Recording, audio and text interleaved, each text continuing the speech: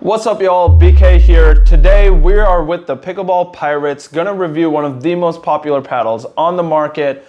We're gonna go ahead and review this JOOLA Mod TA-15. Basically their replacement of the Gen 3s that got banned by USA Pickleball. So these are their new versions of the Gen 3 paddles. These are USAP approved. We're gonna dive into the specifications, what this paddle does well, what it doesn't, who it would suit, and why you should get your hands on one of these brand new paddles from JOOLA. Let's do it.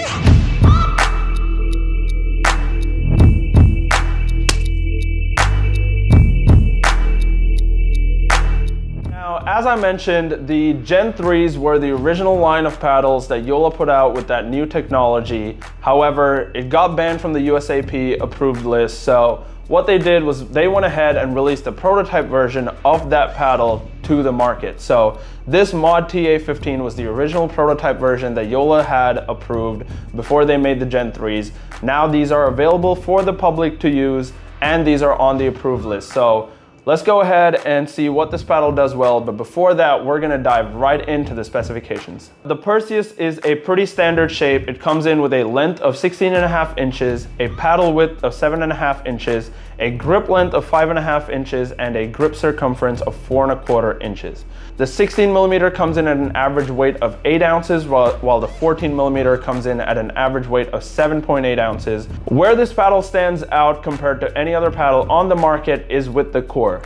JOOLA has a propulsion core on this paddle that's specific to their brand, something that they've developed over the past couple years. So that's something to look out for with this paddle. It definitely plays differently than any other paddle on the market.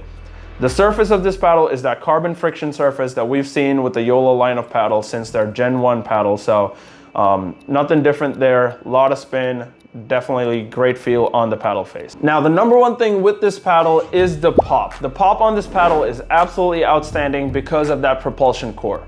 What JOOLA has done with that propulsion core is they've basically added a layer of foam on the inside edge right here along this line, where that paddle now has that foam layer that allows that paddle face to bend. What that does is basically when you're looking for that high power poppy shots, the paddle face actually has some give where the paddle face goes inside and out, giving you that extra pop off the face. So that propulsion core is what makes this paddle stand out, allowing it to be one of the most powerful paddles on the market. It does not reach the levels of the Gearbox in terms of power and pop. The Gearbox Power Pro and their new Ultimate paddle are still the most powerful paddles on the market in my opinion, but the Mod TA-15 falls right behind that in terms of power and pop.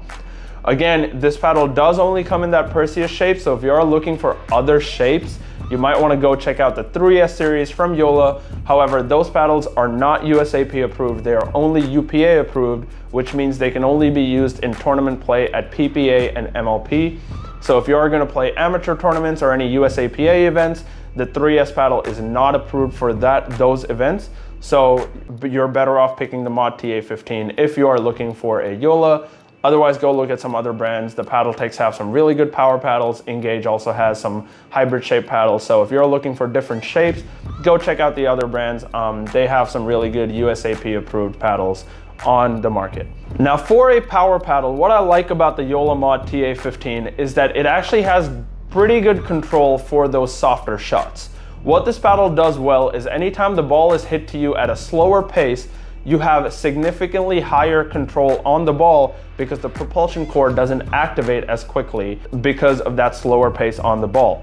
What happens is when that ball is hit at a slower pace, the face doesn't have that bend or that give and it just plays like a standard paddle, allowing you to control your drops and your dinks very efficiently. Pretty easy to control those shots because the propulsion core doesn't activate. Where you will find a little bit of a struggle to control the ball is when that ball is hit at you with pace. So if somebody does hit that ball harder at you and it's coming to you at a faster pace, then what happens is even if you soften up your hands and hold that paddle out, the propulsion core is going to activate because of the pace of the ball, so that paddle is going to have that give off the face, which means you can't really tell whether it's going to come off slower or harder, making it a little bit harder to control in those power play situations.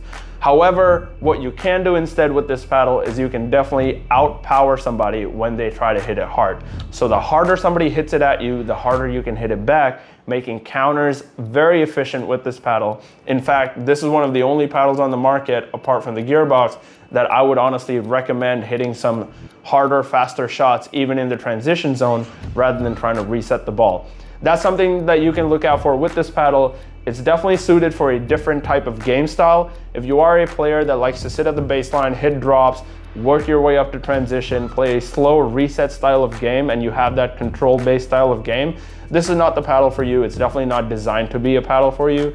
Definitely go check out some of the other control paddles on the market. There's a lot of different options for control. The Shogun from Bread and Butter has a really good titanium face with a control style game, as well as the Volairs that have a wide body shape that give you more control because of that extra sweet spot. The last thing that you'll notice with this paddle compared to the Gen 3s, if you did use them before they got banned, is that the face is not as gritty as the Gen 3.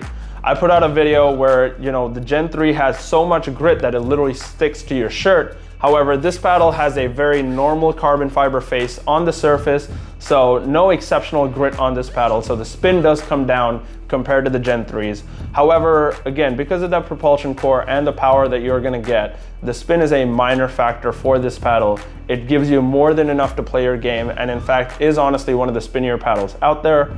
What is a little bit harder to control is the slices, because when you do have that backspin on the ball tends to lift up. And because the paddle is so poppy, anytime you hit that backspin shot, there is that risk that the ball is going to go a little too far than how you would like it to be. So what you would look for is more topspin shots with this paddle, where you can get that ball over the net and back down, regardless of how hard you hit it. However, if you're going to hit more backspin shots and slice shots, this paddle is a little harder to control. You're not going to generate as much spin, because the more spin you generate, the further that ball is going to travel. So you are at a risk of hitting a lot of balls out when you're trying to hit those backspin shots. This paddle is a little bit on the pricier side. It retails at $279.95. So again, very high-end paddle. High-end paddles always have that price attached to them. As always, I've been BK. You can follow me at BK_Pickleball on Instagram. You can also go check out my YouTube channel where I've done other paddle reviews. Make sure to hit subscribe below to the Pickleball Pirates. They put out a lot of great content, and we'll be doing a lot more paddle reviews, so stay tuned for those. Comment below what other paddles you'd like to see us review, and if there's any other content that you'd like to see. But until next time, I'll see you later.